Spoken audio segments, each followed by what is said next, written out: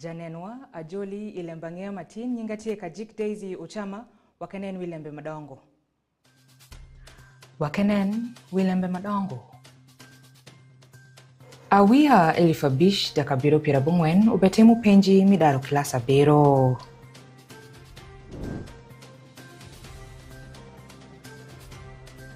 Mekokon kungeshi kumkendi kuyotkom ni awia sukuru.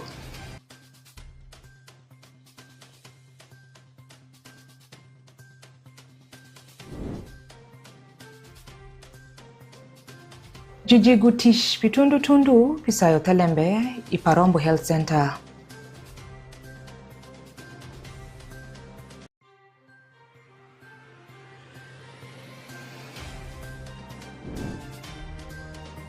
Lumaini ne ogonyo pibero pabedo ide lumaini ne. In the health club Alere, we speak about many things, about life skills, menstruation, facts about puberty, facts about HIV. We always have examples of life skills like communication skills, negotiation skill, but I'm very proud of the communication skill our madam always teaches us. She always gives us the confidence to speak in public.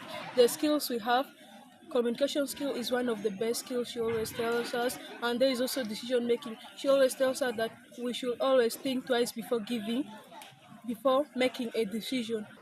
Program mimi yungish ikumtwero parado manwangu shwak kudi bang katish pangomi Denmark kudi Uganda man dilo pingom ngung maneno wilembe madoki kum wend dano man kudi lo makende gikiedu matek pineno nia lembe mi bedu rum ikin juma show kujuma mon wotanyim man bende wotu karashelo kulembe mimi kushwak kungish ikumlengu isa mikendi magigin mapigitek pibedu ber panyira kumon somo man mi kutenguteng. Jadit onzima Alan remosho kudolembe nemayeni. Iyore mifo jukuloka nyo customer megi Centenary Bank omiko ajeni abungwen pini konyo lembe mishoko susu iadura minebi wakene lembe ne mazo. Churutish mi bank maeni majatel wigi Obed Charles Achong uwasho miiri enu ulobutoki wak paluak nikum susu munyai iadura minebi. Charles Achong ugonyo ya timutimne utie pini foyo jukuloka megi mi uve ni dano megi man rueyo pilemblengu ikindano. I am also very excited to be here especially and to do a noble cause that we try as much as possible to protect our environment, and that is what we need to fight. So as a bank, we should not only be seen as making money, but we should also be seen to be protecting environment. Collins uweshi janen wish nyoka bedu mutia konebi unyutanyonga pare ni Centenary Bank pishwa kumigi mane foyo tish maber magikelo pijukuloka pa bank ne mukeli rendet piadura minebi. You know, when you look at our streets of Nebi municipality, especially the central business districts, we find there's a lot of littering, especially with caveras, with bottles, and with the papers. So we are hoping that having these waste bins on these streets, the community will be dropping these non-biodegradables in it, and the streets will be clean. Jadit Joffrey ngiriker mea miradura madit minebi utie kugen mania jamtish eno gibino isawa made pikonyo lembe mishoko soso. Centenary Bank management for thinking about us and coming together to help us have this thing placed. And we are going to place them in strategic places. And number two, we want to assure you that we shall take care of these bins not to be destroyed. And after taking care of it, we shall be able to tell our people the importance of these bins. So we are so grateful. Thank you, and thank you again. Pitundu tundu Donald Owashgiu jawang RDC minebi ukwayo dhano miradhura maenu ni gwoku wa jeni michoko soso enigi karagiri pikare malash. Donald Owashgiu bende ukwayo dilo maenu ni konyo kabedu ma omito kony LEMB lengu hikindgi. Centenary Bank has been our good partners in improving service delivery, not only in this social corporate responsibility. Financially, they are perfect on time. And when you enter the bank, you can see how perfect Centenary is serving human beings. And you will see the line, the queue, sometimes they are managing it in one way or the other, but they are trying to make sure that service is delivered to the local people. I want to appreciate you for that. Maenu unyututegu pa dikri kulwak dhano mani i Centenary Bank pinimedu wendli migi magitiyo kodo pilwak. Alfred Jawok ubedutie manesha kodo LEMB nezo. Pinimi kushwak ikumbedu kutholo shwing, delo majulwongo URA ubedu kushoko mibedu nyo tiyo ianda piteng Uganda mayomalo. Shoko eni ne obedi nebi, man bendelu ngudano miteng Uganda mayomalo eni sheke, ni neno wadi LEMB marom ikind royo LEMB, man tiyo kutholo shwing, wakenen LEMB ne mazo. Shoko maeni utimreni ndangwen midwe miraparashiel oru elifario kupirereo ya bish ikabedu mi satellite hotel nebi. Mego Agnes Nawire jawidilo maneno LEMB mishoko LEMB Uganda ubinuka wang jawidilo ne madit. Ewa shunia shoko ne ubedu pini neno man meko shwak pikura mi bedu kutholo shwing wako aduogi pa LEMB nilwak man gen ikite majutiyu ko LEMB majoshoko. Agnes Nawire umedu bende ni washonia dilo maneno wi LEMB mishoko LEMB Uganda ubetiu maber. Matish nenen iyore mishoko LEMB man miko shwak ikum dongo majudongo kode LEMB pa LEMB. To the people of Nebi is that your response, first of all, to this forum is a sign of commitment that you want to partner with URA, and I want to appreciate you for that. Number two, what we have shared, let it not be left here. Let each one of us take it and practicalize it. Whoever comes and proposes that you don't pay the due taxes, that is an enemy. Not only an enemy to the society of Nebi, an enemy to the country. So let's support the government, support Uganda Revenue Authority. Where you need help, Uganda Revenue Authority has put mechanisms on how to support you. We have a fully fledged integrity, compliance and ethics division. That's an indication that the authority is serious in fighting corruption.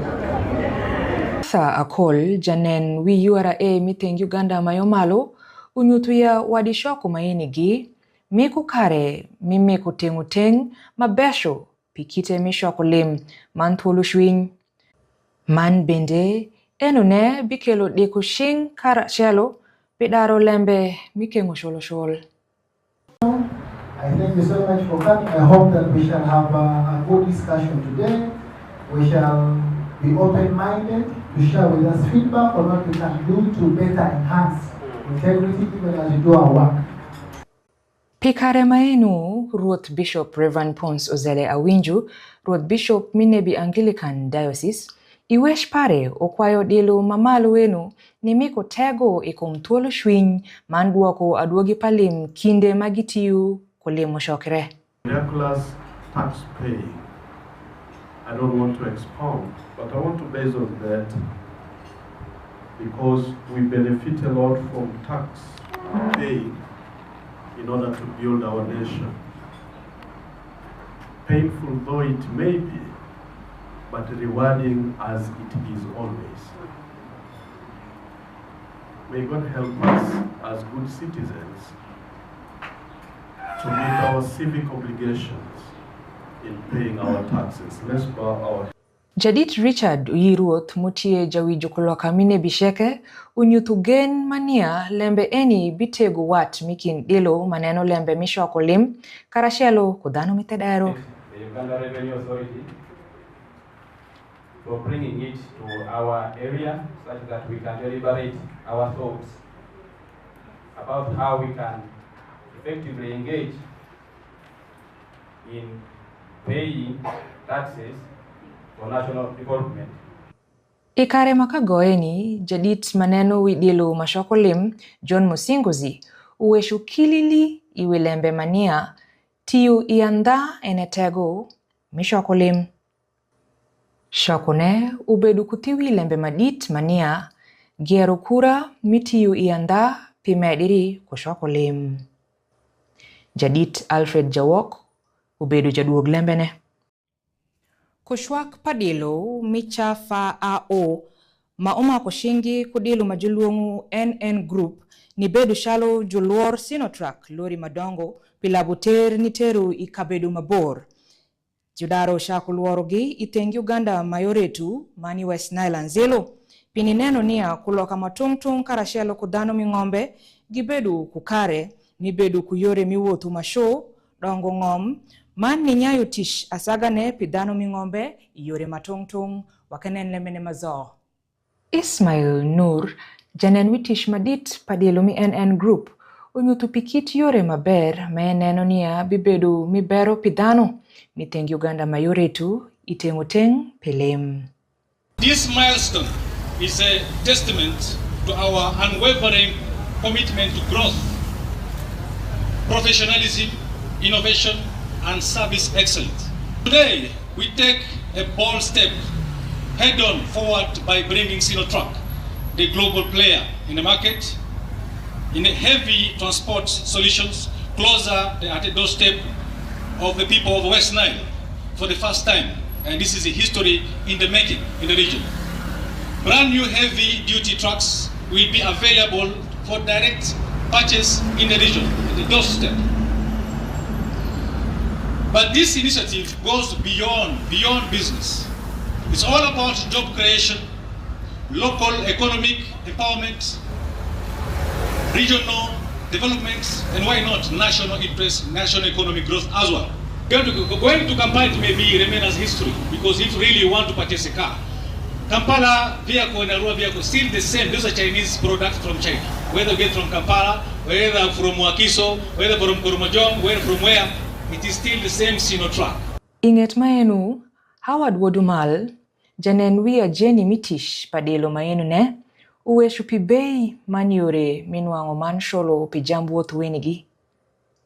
Making sure that you get the same price in Arua as you do in Kampala. So I can assure you and everybody else here that the price of these trucks in Arua will be the same price in Kampala. So that's already a discount. This is 500 kilometers away from Kampala. So we want to make sure that everybody in West Nile region is happy to get the same product they will get in Kampala at the same price. That is our commitment at CFAO. Payment terms, we would leave that for Mr. Nur, but in the event that payment terms are required, we're working together with all the banks in Arua to make sure that there's a financing option.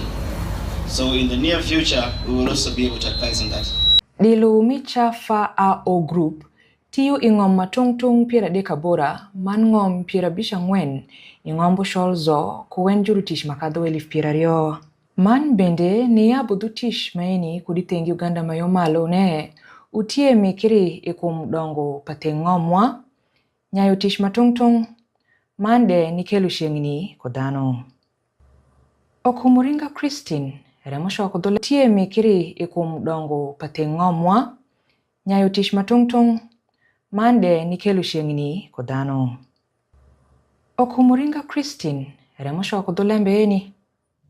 Jupolisi minebi gipesayu katiend lembe moti emire majumu kumajunge yukaka gingo gimondi kabedu migonyiri pamun iparombo health center adek magitembo niya gineg mukere adek majunyolo manyen giketu ret ikomnas mubedi dutish esha man bende gingenyo maraya miwa madrisa kesha zo wakanenu ilembenegi. Lembe nini otimire diewor maling muru kasashel nindadek midwimira parashel oru elifario kupira bish. Danu inigi githumo singenge ni mondo kodi od gonyirine. Shal kuwesh pangati muneno kabedu eni kuwange mokwayo ya kujunyuth nyinge ewasho dhanu eshagi juneno gi wangu thienu yodu disco kujuwad gi mange mitaun miparombo. Malembe otembo nyayo piduish ikin dhanu mikin pasho. Jadid chairman miparombo town council Robert Thomwa uwasho elembe mission dit kumgienyu negu jurure mangwenzo. We are all concerned about the scenario which happened, and we as stakeholders we must sit down and make sure that such occurrence does not reappear again in our facility. Thank you. Jadid RDC Robert Abak uwasho lembe eni otimiranda. Man bende ni ajodaro mako ngata shell mikin jone. We woke up to a very funny scenario where some unknown person jumped over the fence and he accessed the facility of Parombo Health Center 3. You know, Parombo Health Center 3 is a very high volume facility. What really puzzled me most is when he broke the window glass and accessed the labor suite. In the labor suite, he got a nurse, a midwife, and he tried with his best to strangle her. I think for him, he wanted to kill her. They struggled. He escaped and then entered the main maternity ward, where there were 7 mothers with the newly born babies. He beat them and wanted to escape with one baby.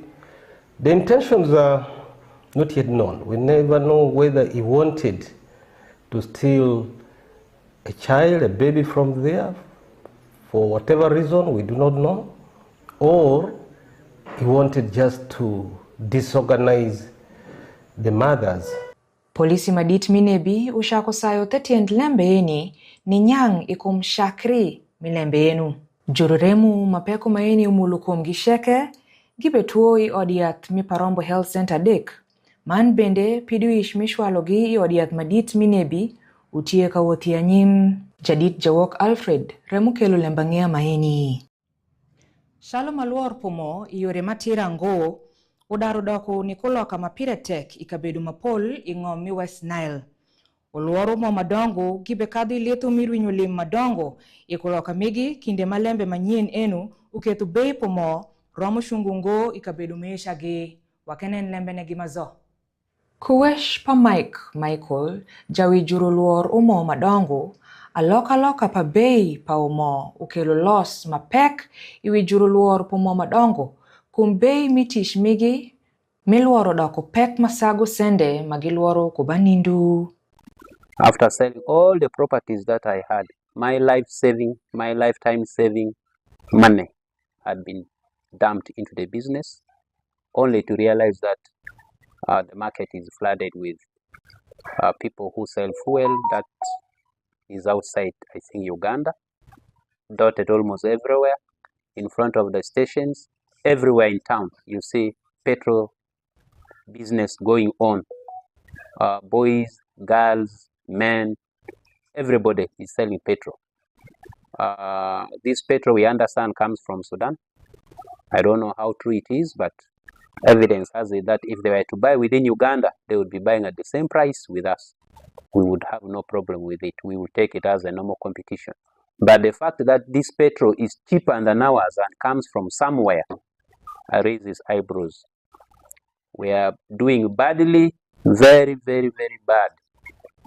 Imagine a petrol station selling 100,000 per day, yet you have got electricity to pay, you have got workers to pay, you have got all the necessary expenses to cover. A petrol station, the one I operate, runs below break-even point.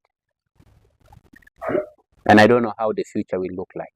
Michael umedire ni nyuthunia shikagin bende kishak ne luoro omo iyore malinga kum gin bende gitie kumeto midaro yeny pajuru udimigi. we are still tormented by the fact that you have put all your savings there and you are not getting anything out of it. If you are asking what would I do as an individual, the saying goes that if you cannot beat your enemy, you better join him. So if smuggling is our enemy and we are not able to beat it or we are not able to combat it, then me personally, I feel I am going to join it. I better join it and get what I want, because I cannot see my children out of school. I cannot see my house being disorderly because all the money I had has been dumped into a business that does not bring back returns. Abi mawerere janen widilo mashoko lim piteng Uganda mayomalo unyuto ya governmente berwinyu lim madongo ni kum kelo jambluor malinga ni ai koditeng Sudan mayoping man bende kodi Congo. The other team which has chosen to go into smuggling of goods from South Sudan to Uganda, and that is really causing the government to lose a lot in taxes. And it is not just taxes, but also, for example, when you look at the things which are being smuggled, they are smuggling cooking oil, they are smuggling fuel, they are smuggling cigarettes. Now, we have petrol stations in Uganda which are selling fuel. Those petrol stations are providing jobs to our brothers and sisters. So if you choose to smuggle the fuel and you're selling it more cheaply because you have not paid taxes, the petrol stations are not going to sell. And if they are not selling, they will close down. So the few brothers and sisters who are working on those petrol stations will go home. They will no longer have jobs. And that affects the economy. Abe mawerere janen widilo mashoko lim pitek Uganda mayomalo omedo bende ni nyutu pipeko malembe magitimire iduboda. Menyutunia bende dilo mayomalo enu odaro welo moter man bende yabitiyu kwarashelo kokea matiyu iwi lembe minam pini jwego lembe mikelo jam koloka malinga. The biggest problem we have with this smuggling are the porous borders. In the porous borders, people are smuggling through the river, on the landing sites, the areas of Liri, Panjara. And we have been struggling with that problem because as URA, we did not have ability to patrol the river line. But I have some good news. Uganda Revenue Authority has purchased some boats, some new boats recently, around 5 of them. And one of those boats we are bringing it here in northern Uganda. So the URA Marine Unit, in close collaboration with the EPDF Marine Unit, we are going to begin patrolling on River Nile, and we should be able now to minimize that smuggling along the River Nile. Nelubre kuda duogi milembe kudi bang dilo mashoko lim i Uganda muo ki oru elifario kupirario yadek unwangire nia government mi Uganda berwinyu biliona dek kubashing kuyori bang luor pumo malinga eni mubenyayo lembe. Onzema Alan kudi ngomia Jumani District remukelo lembangea maeni. Afo nenwa ilembangea matin nyingati kajik Daisy Oshama warom kenduruo urima ber.